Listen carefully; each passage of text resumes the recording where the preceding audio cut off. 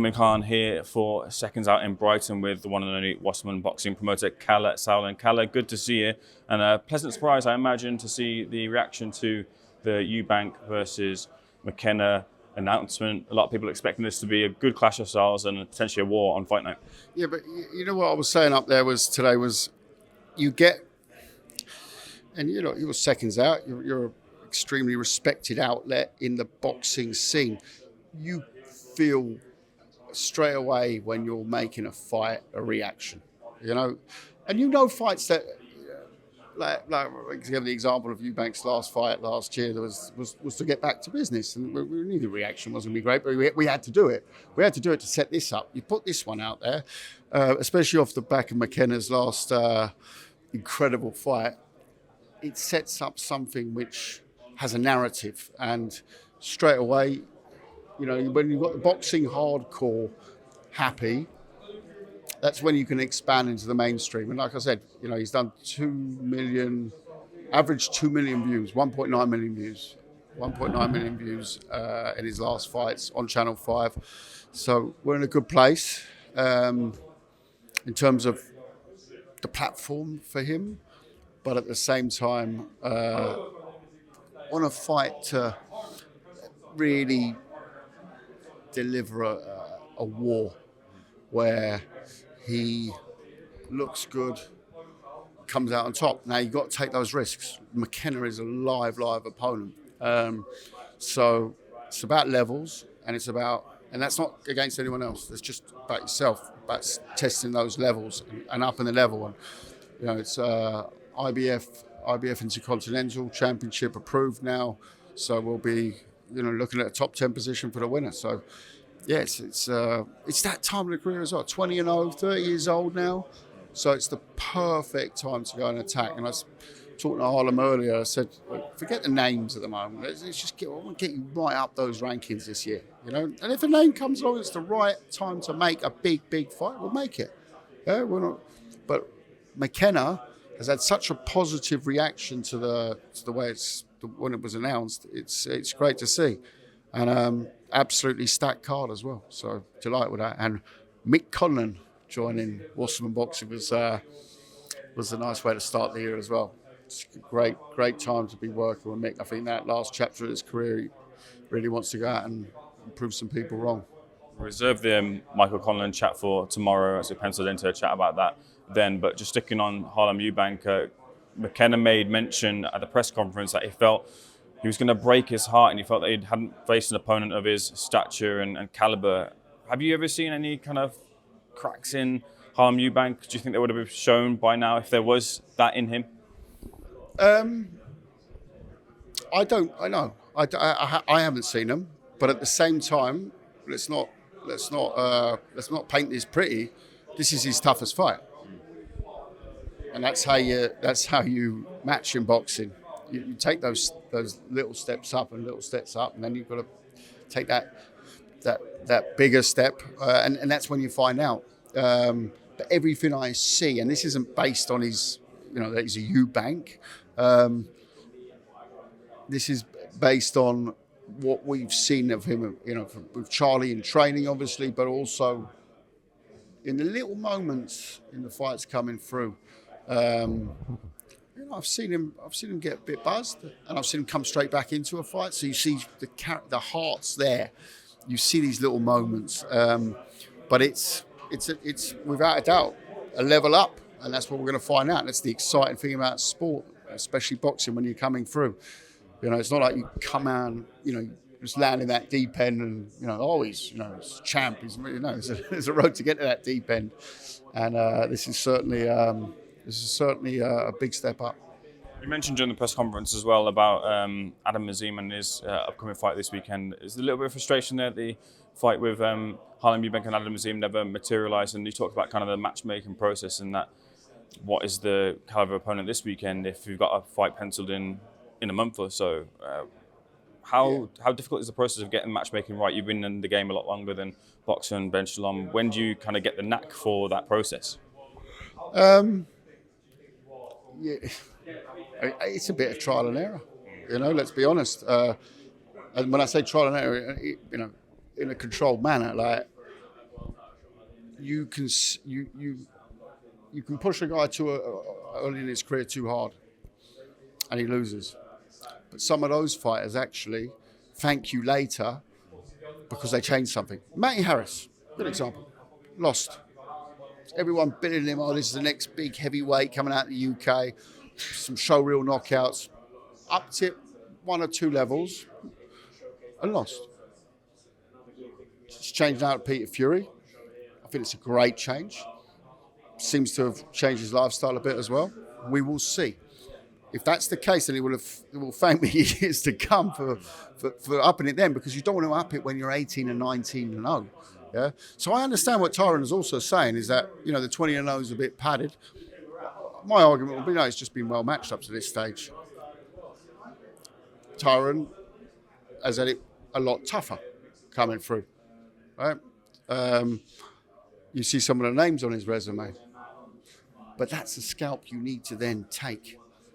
That's the art of matchmaking, is to find those types of scalps and hope they can take them, because Tyrone McKenna is a live opponent, but that's what you need. You know, and as I said, Harlem, when we started working with Harlem now, what is it, 3 years ago, 4 years ago? A lot of people talked about him, but I think he's really emerged himself, also as a character outside the ring. He's emerged, but he's come on leaps and bounds in terms of utilising his talent. He's always had the talent, but he's actually put it into place. So this will be the real tester. What are your thoughts on from one Eubank to another, that being Chris Eubank Jr., who's got this rehydration clause on him, £170 for the fight with Conor Benn. I did read an article, it was dated 2 years back. Chris Eubank Jr. was talking about that he only really rehydrated to £5 over middleweight. Is that the case? Is that what you knew from when you had him under the Wasserman boxing banner, that he wouldn't go up as much as, and maybe doesn't need that 170 limit?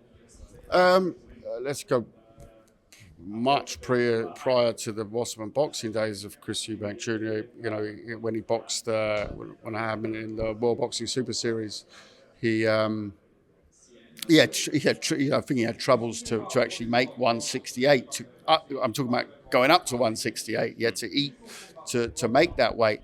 But you mustn't forget, even 2 years, what is he now, 36, 37? 2 years, that's a long time when it comes to making weight. 2 years at that stage of your life career, a lot will change. So I'm definitely not qualified to say to him. 2 years ago, we were making fights at 160 and he was coming in at 159. So, yeah, no issues. But a lot of people said he was weight drained in the first Smith fight. He put that right in the second fight. Yeah. It adds to the intrigue, I'd say. It adds to the intrigue, but I wouldn't read too much into it. Can I ask you, do you think that there might be a little bit of gamesmanship here, and that although the 170 clause is agreed, might not be adhered to on the night, and there may be something in place where Eubank Jr. could go over the limit, maybe pay a penalty, and that might be a factor used on fight week and fight night? Yeah, I can see it. I mean, I'll be surprised if Eubank can't make the 170 on fight night, and I'm sure there'll be very strict financial penalties in there. Yeah, I mean, will he care about that? Yeah, I mean, he's a businessman, as he always says, so he will care about that. But at the same time, is someone really walking away on fight night because they're 171? Can't see it myself, but you never know.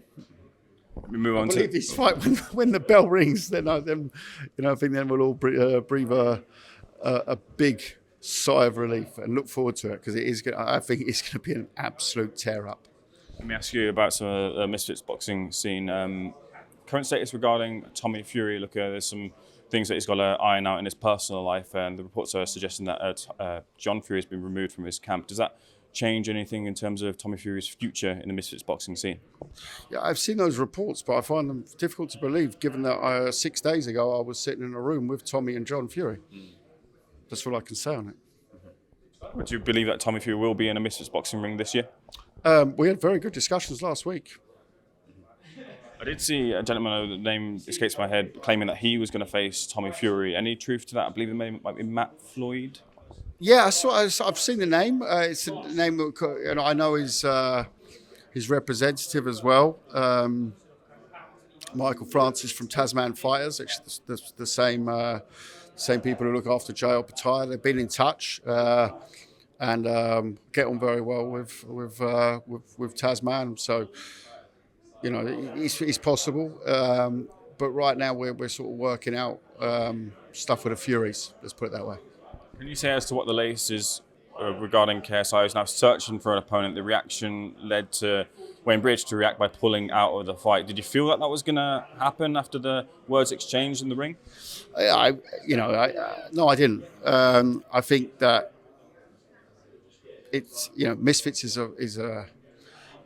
as some newspapers were calling it, a toxic space. It's the world of social media. So certain things can be dragged up with certain people. That's part and parcel of it. So I was surprised, yeah. But at the same time, totally understanding of it, and it's not going to affect the date of it, and we should have an announcement later this week. Amir Khan suggests that he's still interested, but hasn't had anything put towards him. Interested in Amir Khan? Yeah, no, I personally get on very well with Amir, but I've never spoken to him about the fight. Which sort of says it all, no? I mean, he knows my number. We WhatsApp each other very occasionally, but I get on well with him, so it'd be easy to have a discussion. I've never had a discussion with him. Will Wayne still appear in Misfits Boxing, or is that him done, do you feel? He's the sort of guy, I don't really know him that well. I met him that night.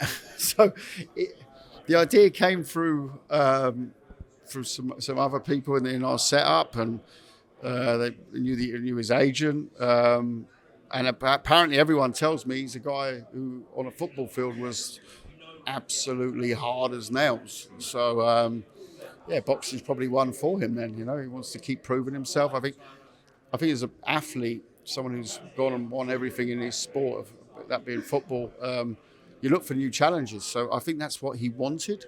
I think the issue was maybe not thinking about what sort of a space. It's not traditional boxing. You're not going to sort of hide off on an undercard. You're going straight into a pay-per-view main event against the godfather of YouTube boxing. So it's like, it's not like you're starting off down the York Hall. Yeah, you are starting off in a sellout 20,000 seater arena with a global audience that sort of smashes any numbers that we see in even traditional boxing.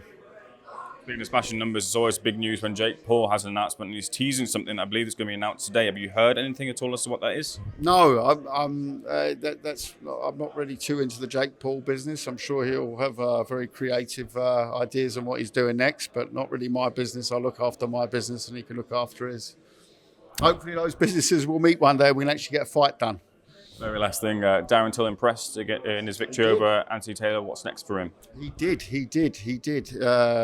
He's a real problem, yeah. He's a real problem. I tell you, he could beat a lot of fighters in the traditional scene.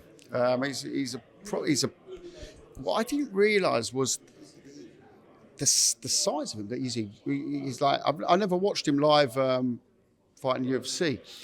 But I can see why I called him the gorilla. I mean, his back is massive. So that's, obviously I know the weight the fight's made at, but just a big lad, big frame on him, and some very, very cute boxing, if you can call boxing cute. But it was a very impressive performance. Kalle, pleasure. Thank you. Looking forward to the fight as well too.